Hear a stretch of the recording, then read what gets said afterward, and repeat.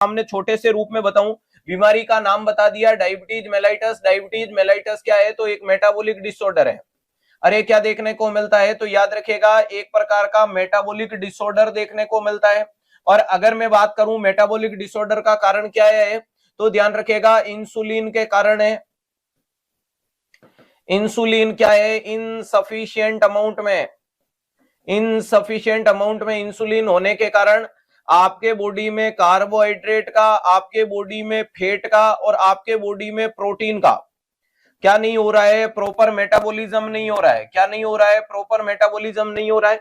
और इसके कारण आप में क्या देखने को मिलता है? तो इसके कारण आप में देखने को मिलता है दोस्तों हाइपरग्लाइसीमिया।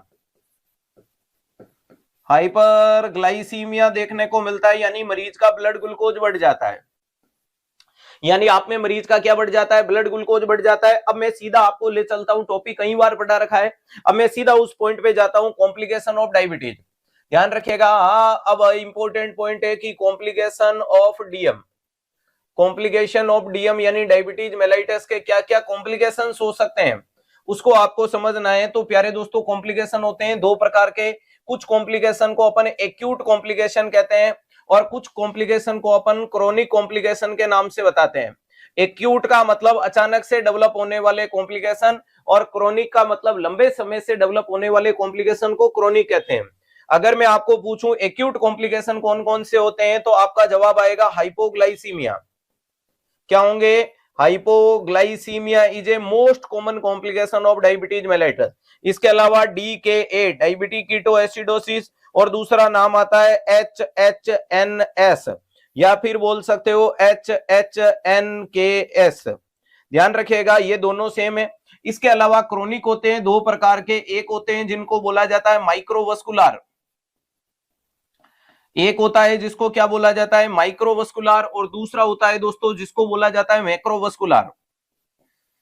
मैक्रोवस्कुलर के नाम से बताया जाता है। तो एक होता है माइक्रोवस्कुलर, दूसरा होता है मैक्रोवस्कुलर। माइक्रोवस्कुलर का मतलब छोटी वेसल्स में गड़बड़ है, तो यहां पर आप लोग क्या नाम दे सकते हो? छोटी वेसल्स में गड़बड़ में तो आपका जवाब आना चाहिए कि सर नेफ्रोपैथी।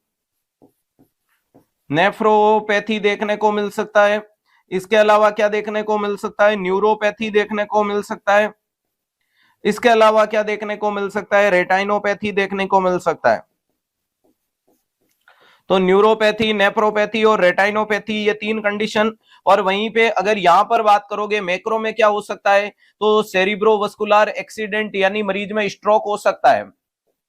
मरीज में स्ट्रोक हो सकता है, मरीज में मायोकार्डियल इंफार्क्शन हो सकता है, ये मैक्रोवस्कुलर है।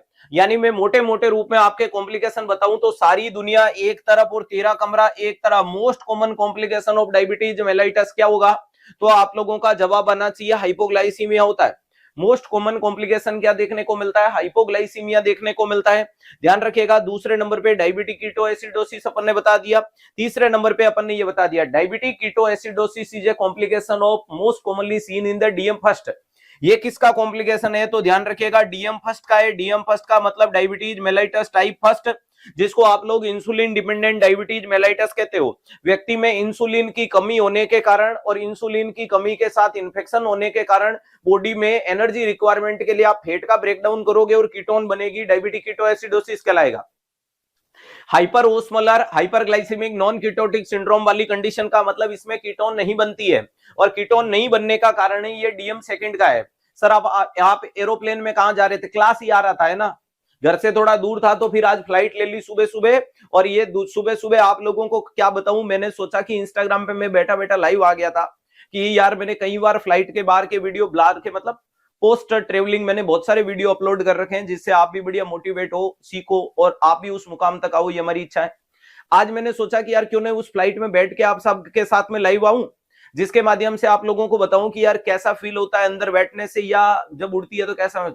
वहां कुछ निकम्मे इंसान कह रहे थे कि सर आजकल प्लेन इतनी क्रैश होती है कि क्या ही बताऊं, मुझे तो डर लग रहा है। कोई कह रहा है कि सर मुझे नहीं लगता है कि आज आप क्लास तक पहुंच भी पाओगे। ऐसे निकम्मे कलमुहे सुबह सुबह पता नहीं किस मुंह से जबान निकाल करके सुबह 5:30 बजे ऐसे शब्दों का प्रदर्शन कर रहे थे, फिर भी मैं तो क्लास में आ गया। इसको कहते हैं कि कट न पाई किसी से चाल मेरी, लोग देने लगे मिसाल मेरी, मेरे फेंके हुए जुमलों से काम लेते हैं, बंद है जिनसे बोले चाल मेरी। एक बार तो टेकअप होते टाइम मुझे भी पता चला, मैं क्या पता भाई की कैसी जबान निकल जाए सुबह सुबह कि लैंड हो ही नहीं, और इधर मैं 1500 एपिसोड के लिए बोल रहा हूं कि पड़े हो किसके चक्कर में, कोई नहीं है 360 के टक्कर में। फिर पता चले कि टक्कर है, आपस में टक्कर आसमान में, जमीन पे नहीं टकराए लेकिन आसमान में जाके टकराए।